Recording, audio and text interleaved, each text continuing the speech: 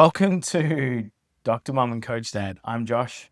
I'm a coach and a dad, and this is. Julie, sports psychologist, And so before we ask the question, we sit around our kitchen table, we ask a question, we talk about stuff that sort of comes up for us in the sports world, maybe the family world.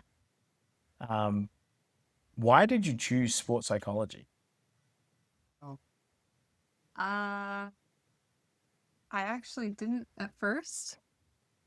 I went into teaching first, and then Was sports psychology on your radar it in it undergrad? was it was on my own.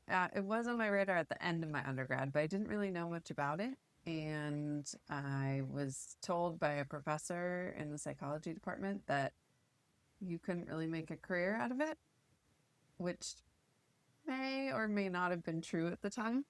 Um, and so I kind of put it on the back burner, even though I was interested, and went into teaching for a while. Really? You went into teaching. Oh, I seem to recall it quite I differently to kind of this. followed you to Australia. No. You were always going to be a teacher. There was Yeah, never sports no, psychology. that's true. You did I psychology as did an undergrad, psychology and education, and I was going to be a teacher. You're right. and there was no sports psychology. And then I got really interested in like what allowed athletes and teams to overcome challenges. Yes, and you got injured. And I got injured. I feel like that was a big part of your sports psychology journey. I got injured. I tore my ACL, like many people do, and I'd seen a lot of people recover from ACL injuries, and I went through the rehab process, and that also sparked my interest in and what allows people to thrive or get stuck in overcoming injury, and then also just in life, also translating to like what allows people to be successful and overcoming things that are challenges in their life as well. And so I guess you know you did psychology, you did teaching. Yep. How much of how much of a bleed over was there from your skills you learned as a elementary school teacher, teaching fifth and sixth grade, which, to be fair, no one should ever pick this as their job, I right? love teaching fifth and Oh sixth my grade. God. She loved it so much that, I decided not to do it. right. But was there any bleed of the skills, professionally, maybe in teaching, pedagogy, that sort of thing that came through, or classroom Yeah. management and that sort of thing? What did you take from one into the other? I mean, I think the relationship piece is the obvious. I always knew I wanted to work with people. It just shifted from kids to athletes. Hmm. But I think a lot of my classroom management skills in terms of like organizing people and getting them to learn in particular environments and maybe even like modifying how you're going to teach something, Hmm. even if it's the same content or the same topic, but making sure it's accessible to different people in the classroom definitely translated to my work with college athletes now, one on one. And then I would say my team interventions when I'm working with the team, I do draw heavily on some of those just classroom management, people management skills. Let's be honest, most athletes never stop being Kid. 12-year-olds Yeah. in a team Yeah. environment. Everyone's competitive, everyone's loud and energetic, and you have to harness Or they're that. not, Yeah. right? Or they're they're not, like totally checked out right? and think it's the dumbest thing you've ever presented. Exactly. Which I feel like you get a lot of in fifth and sixth grade. I would say you get it in coaching too, don't you? Yeah, of course you do. I just said all athletes, when they get in a team environment, All right. I feel like I was agreeing with you once again. Things to work on. Anyway, so I guess the reason I'm asking you your background is that sports psychology as an idea has been around a long time. Yeah. Sports psychology as a profession would still be in its infancy, probably. Infancy, maybe it's adolescence. I would say adolescence, maybe even early adulthood now. When I entered into sports psychology, I would say it was adolescent in in America, I Hmm. would say, in the US. And so there's a lot of research happening, but I guess pragmatically, there's a lot of colleges now starting to use sports psychology in I think it was used more before sort of in a consultancy where you bring in an expert or they come with a team. Now, more and more colleges and universities and professional teams Yeah. are having sports psychology in-house. Mm-hmm. And there's sort of two aspects of sports psychology. And I guess I'm doing a lot of this because I think, one, when it comes to coaches, there's a lot of misunderstanding about what a sports psych does, Yeah. right? But two, I think it's also important to have a frame of reference about the two sort of very broad areas, broad categories that you operate in. So how would you describe sort of those two areas that you operate in? Yeah, I think you're referring to kind of like the like pulling the different interdisciplines together. Nah, I Or guess just so. like, are you talking more individual and group stuff? Or are you thinking more around like the mental performance skills and the mental health piece? Probably more that Yeah. one. Well, Yeah. in the Yeah. there really is two parts, right? There are. If you look at sports psychology broadly, Mm-hmm. there's stuff that is around performance Yep. that is more unique to high performing teams, Yes. right? Not necessarily just sports, but other teams as well. Mm-hmm. And then there's the other part, which is around mental health, mental awareness, sort of interpersonal, intrapersonal dynamics, Mm-hmm. which happen in everyday life for everyone. Right. But for athletes, they're happening in a In the team team environment.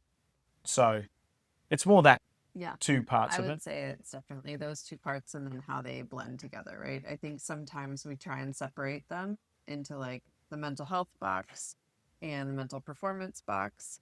And I would argue that it's very difficult to separate those two out when you're dealing with humans because we always are moving across the continuum and everyone has mental health and everyone has skills that they use for optimizing performance. Mm-hmm. And so it's really about being able to navigate across all of those things and see how they interplay with each other Mm-hmm. because it's not always mutually exclusive, right? You can have great mental health and be playing poorly mentally, and vice versa. And we have people who are struggling in their mental health but are able to perform. So I think that's one of the myths that I see a lot and kind of like being able to navigate across all of those areas. And honestly, that's why I spent a lot of years in grad school Mm-hmm. A lot of years. because I had to get training in both. Yeah, A lot of years of grad a school. lot of years of grad school. A lot of years of grad school. At UNC Greensboro and then University of Denver. And I guess the reason I ask this is I think when a coach often talks to me about what you do, there's a lot of confusion. Mm-hmm. So that's one. And I think the second thing is you play in different arenas, Mm-hmm. right? When you work on the mental health side, that is the medical arena, so to speak. And when you play on the performance side, you're really adjacent to creeping into the performance arena. Mm-hmm. Yeah. So if we were to list sort of just to give a clear picture for people, I'm going to throw out some words and you're going to tell me, do they belong in that performance arena? Like if a coach is thinking about them, when you first talk to a coach, right? Yeah. For them, does it belong in the performance arena or does it belong in the mental health So arena? like the coach is coming to me and saying, I want this. Right. What does that translate into my head? Right. I love it. Okay. Yeah. This is completely ad lib and it's off my. I've got a computer in front of me that there is nothing about this on the computer, which is ridiculous. I should have probably prepared, but this is how I do it. So, if we're talking about visualization, we'll throw easy curveball to you. Visualization belongs where? Mental performance. Mental performance. All right. So we're in that performance space adjacent to the arena. Mm-hmm. If we're talking about disordered eating, That would be in the mental health space. right? Let's get into something a little bit more difficult. Anxiety. Both. All right. So, Yeah, depending on what it is yep. related to. You know, and if we're talking about sort of neurodiversity. Both. Yep. How would you treat it sort of, and when I say this, because we deal with athletes who are Yeah. neurodiverse. Yeah. There's parts where they have to perform in the arena and sometimes leverage that Mhm. superpower, right? Absolutely. And sometimes manage Mm-hmm. that challenge, right? Mm-hmm. But they also have to do it in their personal life. Yeah. So that kind of fits in both, Mm-hmm. right? What about sort of perfectionism? That's such a good. I would say in both. I would say there are a lot of athletes who use perfectionism as a driver for their achievement in sport. And when it becomes maladaptive perfectionism, where it's really impeding your ability to like thrive. So you think a coach is thinking all of those things? No, Sorry. I just they're thinking in terms of probably mental performance. Right, Yeah. I'm thinking, oh, how does this show up for them? right. And so we're starting to see here this play, and I think part of our relationship has always been this play between what you're thinking and what I'm thinking, right? Because if I say perfectionism, I'm probably not thinking about maladaptive things that Anything. go into other areas of my. Actually, Well, I we both, probably am, but like I'm not supposed to because I know I'm supposed to be a coach. Um, that's if I'm thinking about perfectionism, I'm thinking about being stalled from making a decision because I'm trying to make the perfect perfect. decision, right? I'm stalled from having a conversation with an athlete because I need everything to be exactly right. I need to know all the details before I have that conversation. Um, what about this grief? Mm. And it's an unfortunate one that we deal with. I would think that most coaches think of that as mental health, right? They're the ones who are aware, care for their players, but they see that as an outlet of Yep. performance, but that'll bleed into their ability to show up. Yep. What about and classic? You're in college, student athletes. Mm-hmm. What about um, poor grades or like pressure in the classroom? I mean, I think most coaches are going to as more. I would say they're going to think of it as outside of sport, Mm-hmm. but that could just be a variety. And I guess the reason I'm going through all this is we do talk about a question, and I'm going to pose the question in a second. But I think it's important to like think about how the same words have such different meaning between a coach and a sports psychologist, Mm-hmm. right? Or a coach and a player, a sports psychologist and a player, an assistant coach who's just come out of playing versus like a head coach who's old and crotchety, like myself, like being out of player and everyone calls me dad. Um, Different words have same words, different meanings, same words, different lens, different worldview. And I think with this, I guess it's an interesting one for me because the question of the day today is how do you honor different cultures and traditions on a team, right? And I didn't say the word culture to you. Yeah. One, because I'm not sure if we could ever get to a definition of what culture is, right? But when I'm using it here on a different cultures, we're talking different world cultures, different cultures within the US, different areas that you grew up in, but also those different traditions. I Yeah. think, especially in sports teams now, it is one of the areas where you can get just a mishmash of Yeah. different types of cultures, right? Mm-hmm. Different faith-based cultures, different Regional culture. regional, different family structures, um, different traditions, different locations that they came from. So, once again, how do you honor different cultures and traditions on a team? I think it. And when I first come to you with that, Yeah. as a sports psychologist, what do you start thinking about? I'm thinking about how do you create an environment where they're actually sharing that with. Mm.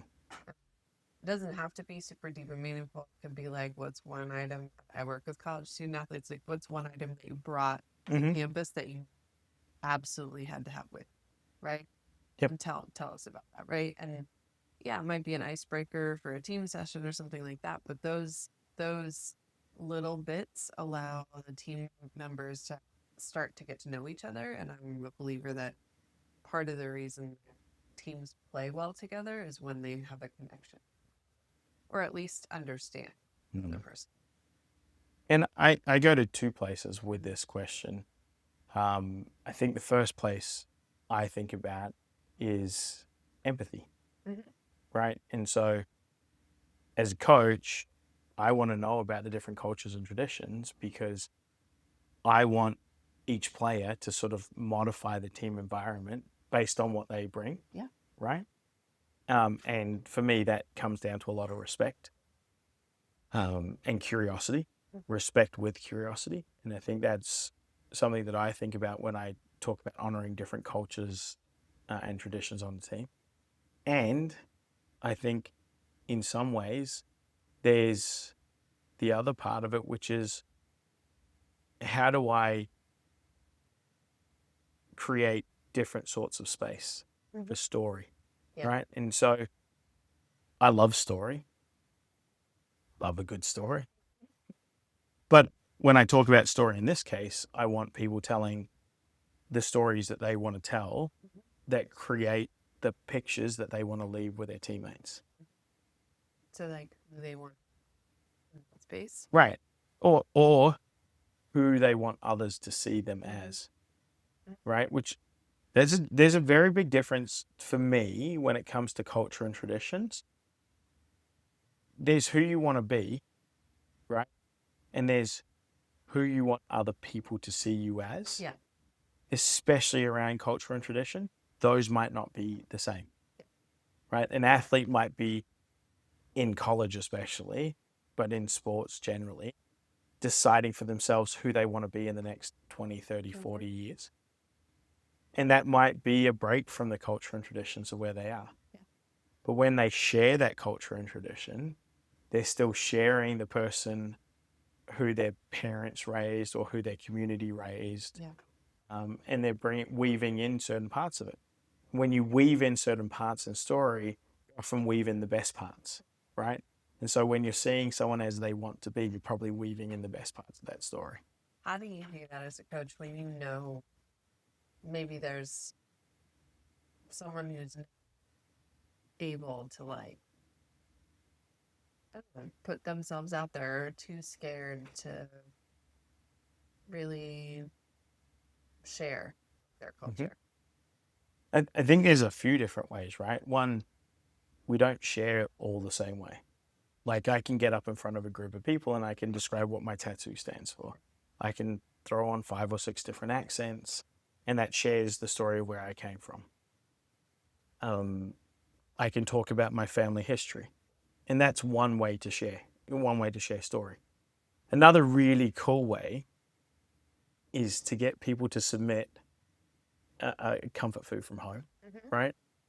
And one of the things that I like to do is sort of popcorn a question in a team room is what was the every time you were sick, right? What did you eat, right? What were you given? For me, it was a ginger and chicken and tomato soup, right? Real clear broth, and my mum still makes it now, and it tastes delicious. It does. Right. And that when I get sick, I still want that, right? That's what she made me every time I got sick. And flat Sprite. It can't be fizzy Sprite. It has to be flat Sprite. You have to open up the bottle of Sprite, you leave it at the fridge and it goes a little flat and then you can drink it. I don't know why. That's family tradition. Interesting is like we come from such different family backgrounds, and like mine is also a soup. Yes. Matzo ball soup. Yeah. But clear broth, matzo balls, and then it doesn't have to be clear. That's your family thing. yes. I got in trouble when I brought a chunky matzo ball soup. Yes. To you. It doesn't have stuff other than the matzo balls. Because my mom didn't like stuff in it. And a matzo ball. Yeah. And there's toast. And toast. But there's no carrots. There's no actual pieces of chicken. But I think about that for our kids. Like, what do we give them when they're not feeling well? Toast or rice? Like, we don't give them soup. No, we don't. We're bad. Anyway. So that's one of the ways I like to slip it in there because it changes. And then you can kind of do a bit of like a potluck dinner, right? And you cater a few different things and tell people to bring something. The other thing that I really like to do is get them to bring in sort of a childhood book, like a picture book, right? And read it, even if it's in a different language, because all of a sudden there's, you know, they're sharing something that like this is what we read. Yeah. Like for me, wombat stew, right? Or Santa koala or whatever it happens to be. There's just a lot of ridiculous Australian books. So I think that's two ways that I do it. How, as a sports psychologist, ooh, we lost our light. Less light. Oh well, we'll keep going. Sorry about the video quality; it just went to trash, but we'll keep going. One of the things I guess for me is as a sports psychologist, if you're coming into that environment and someone's asked you to come into the environment, how do you sort of facilitate that? Because it's kind of a little bit of a setup sometimes. yeah, it's a setup to fail for sure. I think one of the things I like to do is talk to a couple of different people if I can. Like I'll talk to the coach, I'll talk to the head coach, assistant coaches, maybe some of the support staff, and kind of get it, especially if it's a team I don't know very well. So if you're asked to come into a team environment as a sports psychologist, like, do you feel like you're about to be set up to fail?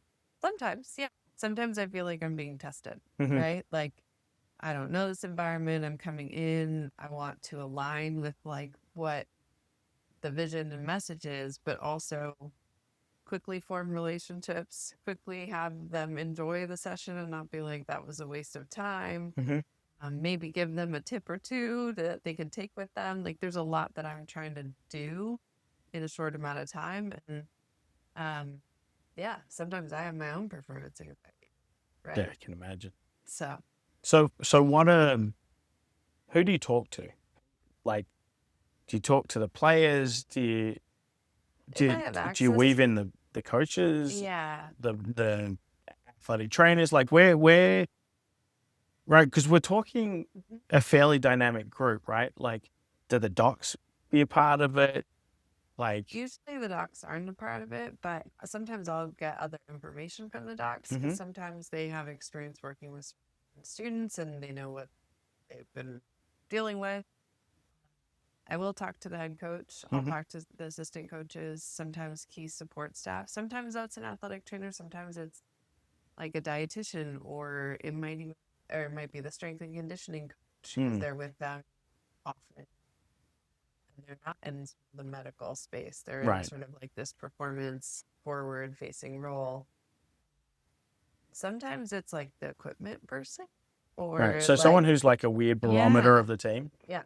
They often have like really good information of just sort of. Well, everyone comes to them because they tell them everything because everyone needs to have the kit person on their side. Yeah. Because you get free stash. Yeah, that's true. And, but I think let's be real. It's not like I'm trying to do it as a spy. It's more to like get a sense of maybe what they're looking for. And then part of it is like having an agenda for me. This is sort of the fact that you brought up spy makes you feel like a spy. But I think part of it is like having some goals and intentions for myself, but then being really adaptable because I also may try and incorporate, like if I don't know the team very well and this is the first time I'm getting to with them, I'm gonna pull a little bit from them to. Well, let's change this because I doubt you'll be asked to do this the first time you interact with a team. Yeah. This is normally be sort of you've built a relationship. How does this change year 1 to year 2 to year 3? Right, like because especially in a college center, right? Players are there 4 to 5 years. Some stay on as 6th or 7th year as a graduate assistant. Yeah. But that's really the extent of the time. However, a coach might be there 10, 12, very different time. Yeah. And so I guess how do you start, how year 1, kind of what you just talked about. How does that sort of change year 2, 5, maybe 10? Well, and I think the other thing I didn't say with year 1 is a lot of times it's just being around, right? And what do you mean by that? being visible, being at practice, observing things, having small chats here and there, Mm-hmm. integrating into the environment, just to kind of familiarize Yep. yourself with the team. And I think that is actually a really crucial thing. And sometimes people come to me and ask me, like, what are you looking for or watching? What are you looking for, you Yeah. spy? They- Oh, she gets so triggered by certain But I words. think going She's back, not a spy.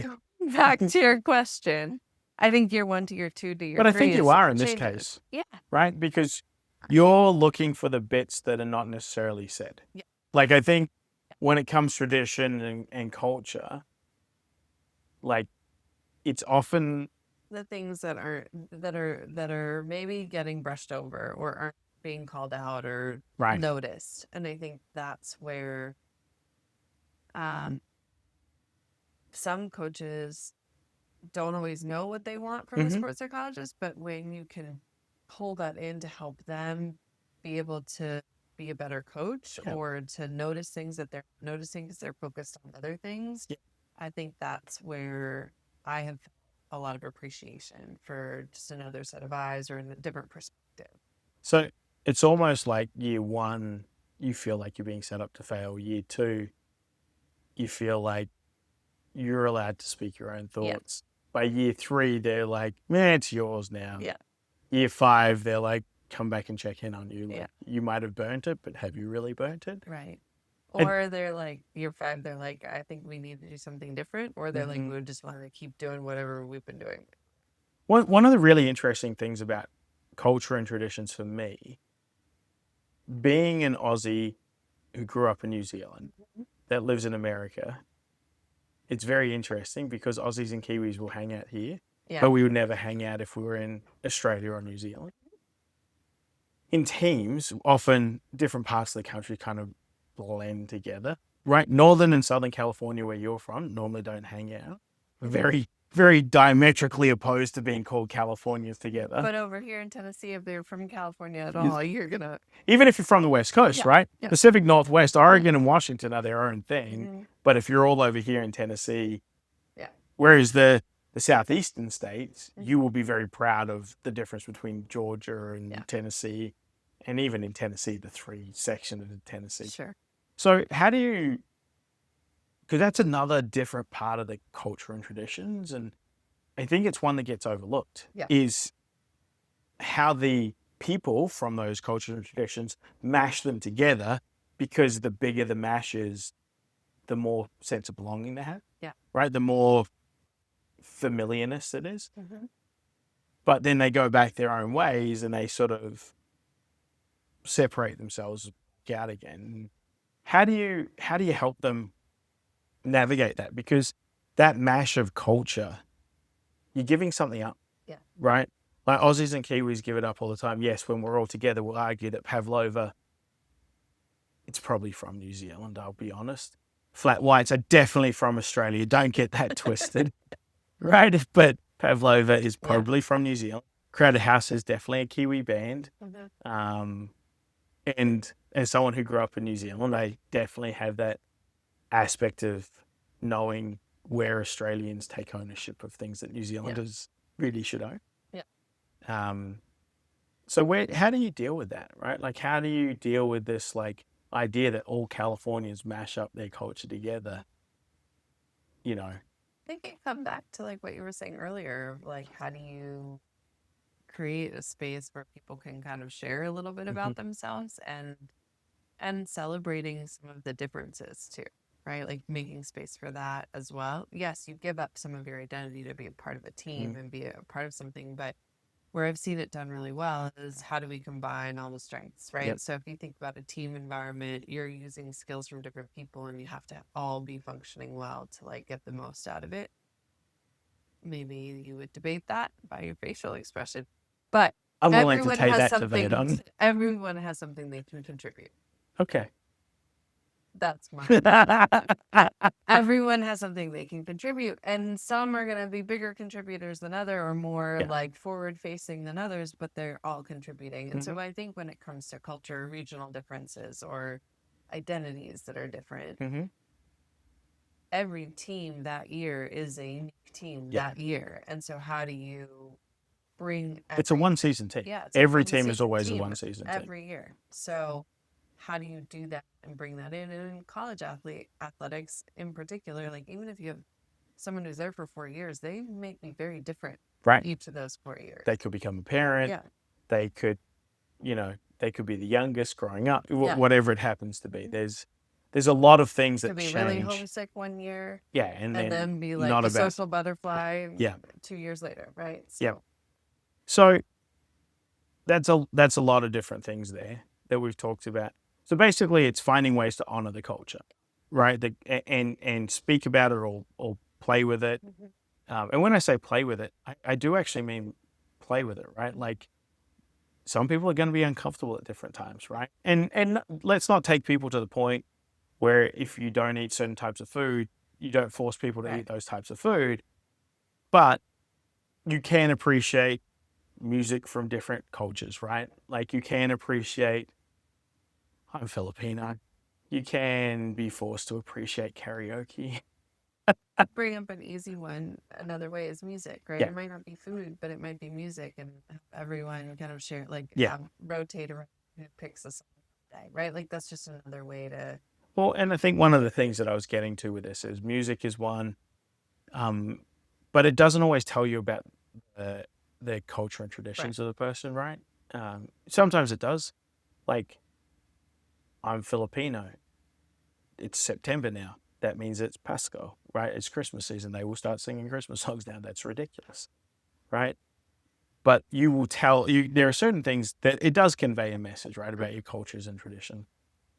But I think one of the coolest things to do is have people talk about their family or someone that inspires them from where they're from. Yeah.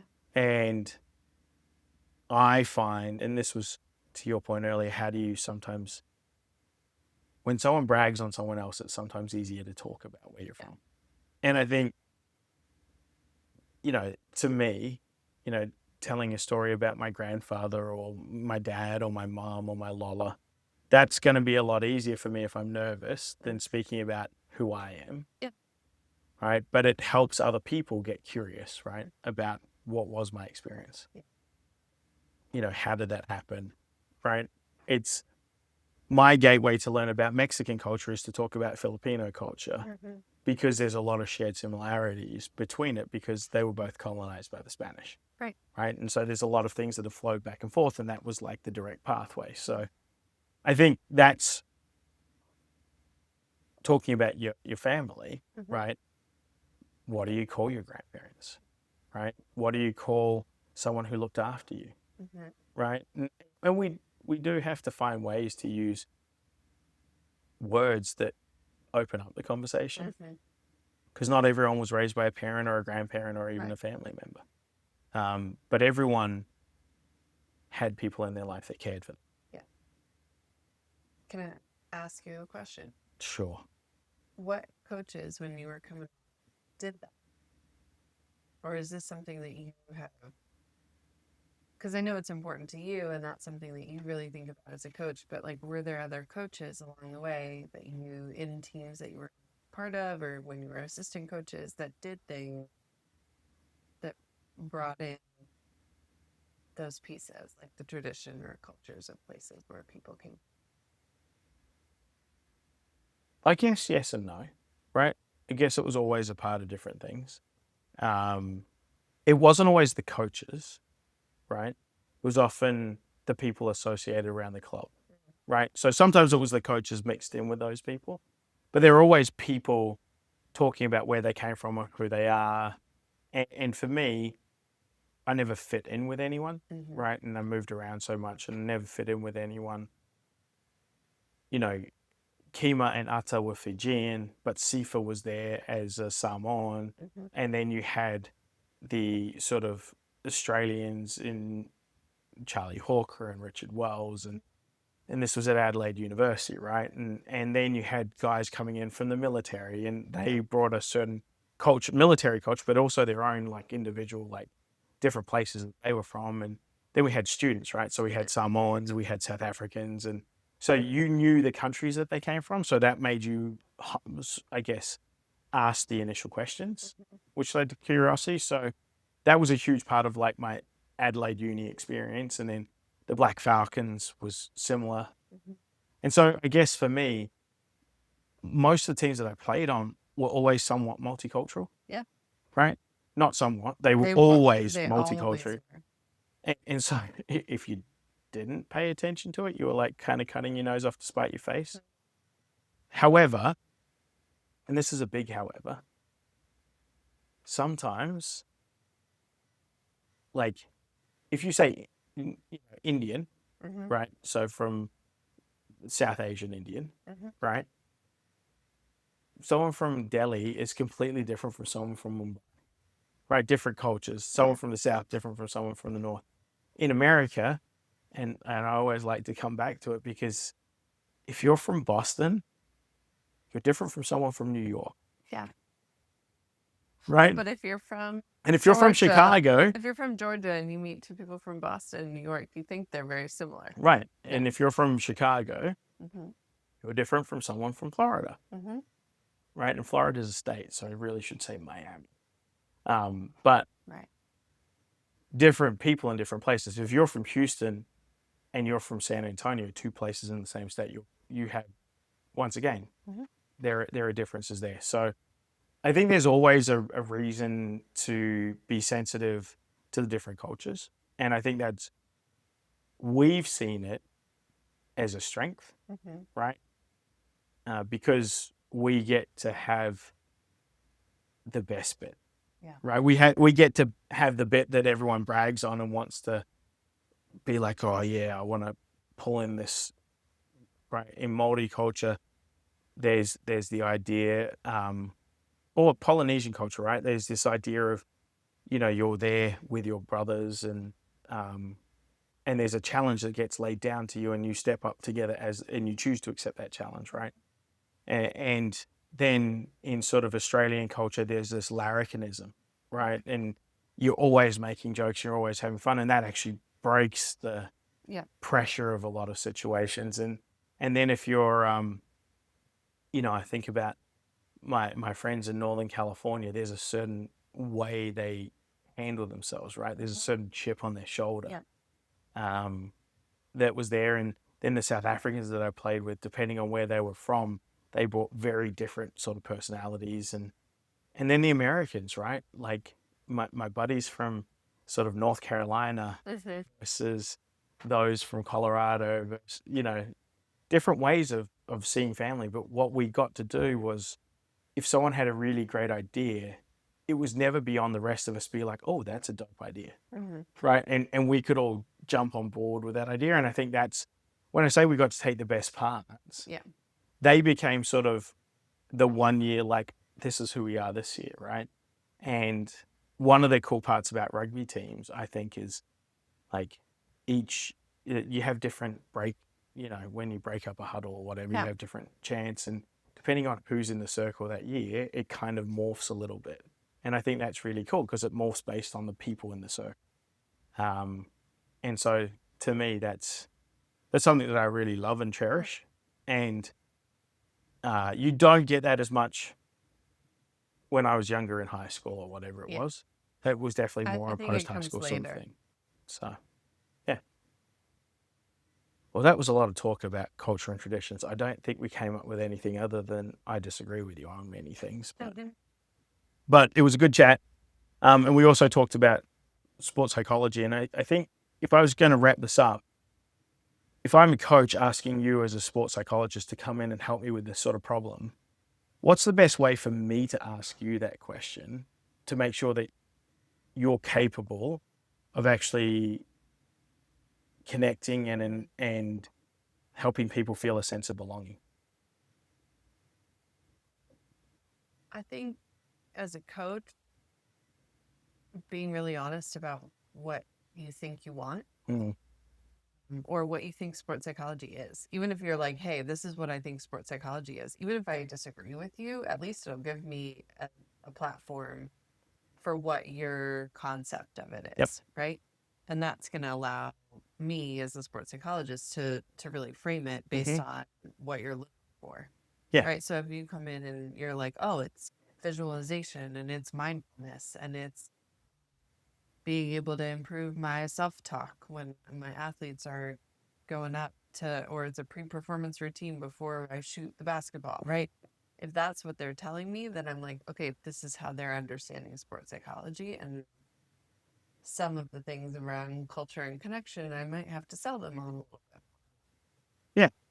And I think, especially with terms that hold many meanings, Yes. right? Like it's important to have that conversation, especially for you. You work with multiple teams at the same university, but every team has their own culture, right? Has their own identity. Yep. And so you've got to be able to switch focus and lean into that.